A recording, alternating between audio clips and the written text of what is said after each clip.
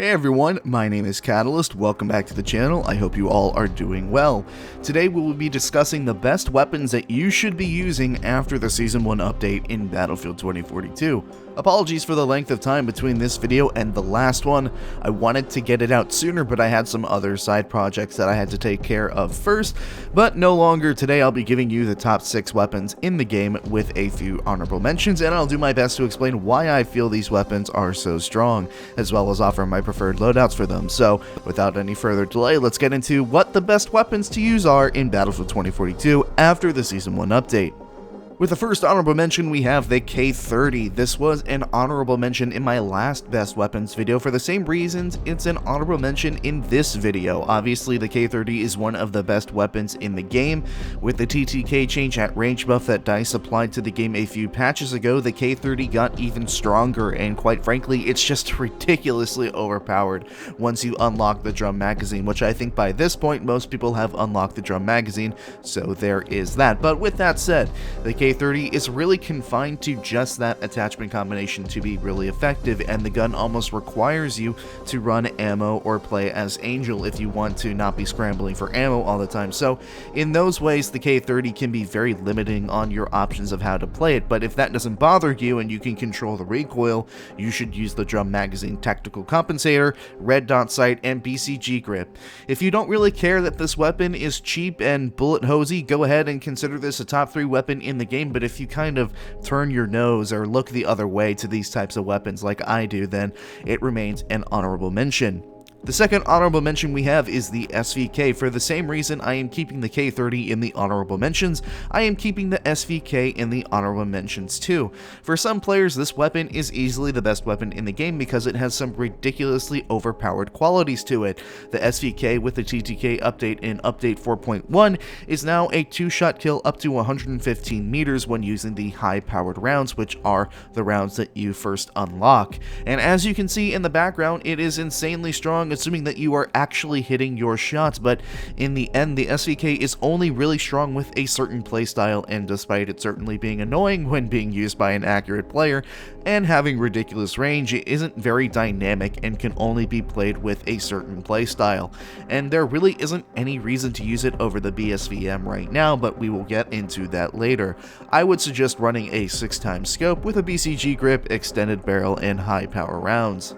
With the honorable mentions now out of the way, let's get into our actual list for today's video, and this was actually a pretty hard list to organize and make because there are 6 weapons in the game that, at times, I feel like they could be the best weapon in the game depending on the day, but let's start with the only LMG on the list, and that is the LCMG. With the PKP getting nerfed into the ground a couple of updates ago, the LCMG has emerged as a top weapon in the game, and to be honest with you, I kinda slept on this gun even while making my last weapon rankings video. This thing is an absolute workhorse of a light machine gun, and I have more feeds with this weapon than I'd care to admit.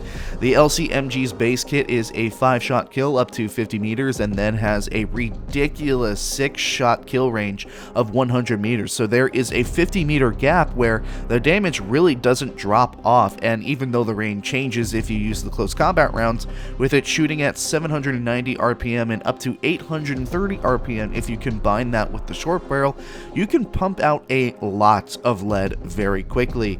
No matter how you configure the LCMG, this thing dumps rounds downrange. The only downside to the weapon, and that's why it's going to be on the lower side of the list, is that there is a sprint to fire input delay, and it can get you killed if you are too aggressive. And what I mean by the sprint to fire input delay is that there is a period of time that you need to wait before firing your gun when you are sprinting with it. But if you can master when to pre-aim with the LCMG and when to push with it, this is a great weapon and one of my favorites in the game. My suggested loadout for the LCMG is the shortened barrel, close combat rounds, BCG grip, and red dot sight. The next weapon on the list is the PP29. It's time for all of us to unleash our inner child while I talk about my PP. YouTube, please don't demonetize this video. Now, it's not necessarily that the PP29 got weaker more than it is that other weapons got stronger, but even still, despite the PP29 not being as strong as it used to be, something just feels right about using this weapon. I think the main attraction for me is the 75 round magazine and how comfortable the rate of fire is. The PP29 fires at 750 rounds per minute with the standard issue magazine, which is only 50 rounds per minute slower than the PBX's standard rate of fire, and you just get so many more rounds to work with. But even so, the only gun I feel outgunned by in close range is really the K30, and whereas the other SMGs kind of burn through their extended magazines fairly quickly, I rarely ever feel panicked to reload using the PP29 or that I'm running out of ammo with the weapon. I also really enjoy the recoil pattern that you have when you put the champion muzzle brake on. It gives you better vertical recoil control to help with the initial kick of the PP29, but since the PP doesn't have bad horizontal recoil, the pattern is mostly straight up and easy to control. This is just a fun weapon to use and is probably my personal favorite. I run my PP with an aperture sight, standard issue rounds, and a champion muzzle brake. Next on the list, we have the M5A3. The M5A3 has by far one of the best loadout setups in the entire game, and that mostly is why it is a top weapon in the game. But otherwise, I would say that the M5A3 is probably the most versatile weapon in the game too. It could be a powerful SMG AR hybrid, but it can also be a very dependable AR as well. The base M5A3 fires at 800 rounds per minute and can get as high as 910 rounds per minute, which is faster than the MP9 when using the shortened barrel and close combat rounds, and it is a 5-shot kill up to 30 meters, which is where most of your engagements in Battlefield will take place. It also has a recoil pattern that I think most people will find relatively easy to control, which is mostly vertical but drifts slightly to the right. While there are a bunch of viable loadout options, I think the best loadout is with the close combat and shortened barrel. If you can control the recoil, this is one of the best loadouts in the entire game, and you can compete with some of the faster firing SMGs in close quarters while also being able to efficiently kill at medium range. The only real negative to that specific loadout is that the short barrel muzzle flash can sometimes get in the way of your weapon sight, and the spread can screw you over a time or two as well. But all in all, the M5A3 is probably the best all-around assault rifle in the game, and it is certainly the most versatile. Now diving into the top 3, so to speak. This list isn't really in any order, but I would still consider these next 3 weapons to be the quote-unquote best in the game, and as you can see, one of these weapons is the MP9. The MP9 is the weapon that if you like using weapons that go burr, but have some morals and don't want to use the K30, this thing is just as good, if not better, in some situations. I apologize for not really having a lot of gameplay for this weapon, so we'll have to settle for me flicking on bots in the practice range, but yeah, the real power of the MP9 is that it just feels like it extends out way past its intended range. The MP9 is a 6-shot kill up to 50 meters, which for reference, this right here on your screen now is 49 meters. Yeah, you see how far away that is? This is by far and away covering every single range of gunfight that you will ever get in Battlefield 2042, and it only gets better the closer you get to your opponent. So a 6-shot kill up to 50 meters with up to a 900 RPM if you use close combat rounds. And here's the kicker: multiple extended magazine options. This gun is extremely strong, so even though you are running out of ammo quickly, there are multiple magazine types that guarantee that you aren't always reloading. The kick on the MP9 is quite noticeable, but again, it seems like it's mostly vertical recoil, and I have no problem controlling it. Now, I understand that I may be an outlier to that. I'm a tournament-winning Battlefield player, the closest thing that you can consider to a pro if there ever was such a thing for Battlefield, but ego aside, the recoil isn't too bothersome to me because it's mostly vertical, and the only thing that you really have to manage with the MP9 is your ammo and your spread. I would recommend running the MP9 with a red dot sight, BCG grip, or laser sight, drum magazine, and tactical compensator. Next on the list is the SFAR, which is effectively known as the SCAR. The SCAR has always been one of the more unique weapons in the game, not because of its mounted grenade launcher, but because it was previously the only weapon in the game that had a ridiculous flat damage rate, meaning that the damage did not drop off at distance. Obviously now it's a little bit different due to the TTK change that came in the 4.1 update. They did do some changes to the SCAR, but it has only elevated itself to being the best assault rifle in the game at medium to long range, and if your aim is good enough, close range too. The SCAR is a ridiculous 4-shot kill up to 75 meters. Let me say that again. The SCAR is a 4-shot kill up to 75 meters when you are using high-powered rounds, which, lucky for you, is the majority of the ammo type that you use for the SCAR. If you are using the 30-round standard issue magazine, the SCAR only becomes 1 less shot to kill, becoming 5 shots to kill up to 75 meters, but the recoil and spread are a lot worse, so that is something to consider.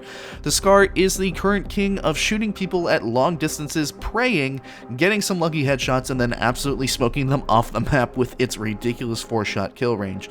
This thing can challenge SVK enjoyers and snipers easily. It can dominate medium range gunfights if you are on a head glitch, and the grenade launcher does help as well, especially against vehicles if you run the AP rounds. The recoil and spread can be pretty nasty on this gun though, so I would suggest running the RCOM tactical muzzle brake, which improves the horizontal recoil and makes the SCAR's vertical recoil easier to control, because otherwise the SCAR can wobble a bit and lose control.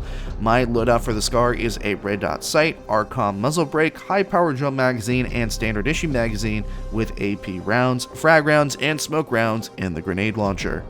And the last weapon we will be discussing today is the newest weapon introduced to Battlefield 2042, the BSV-M. I think this is very clearly the best weapon in the game right now, and everyone knows it. I don't think I need to tell you that.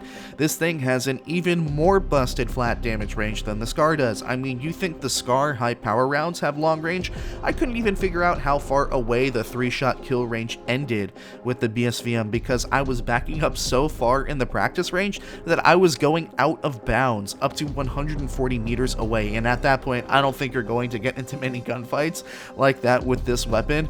The damage range drop off is clearly busted and it should get nerfed. With that said, the BSV-M's real strength is that it is a marksman rifle that can be converted into an assault rifle and SMG depending on the situation and the ammo type that you're using. And well, the SMG close combat rounds are definitely not as strong as the high powered marksman rounds. They are still a luxury to have in a game that can be extremely unpredictable at times.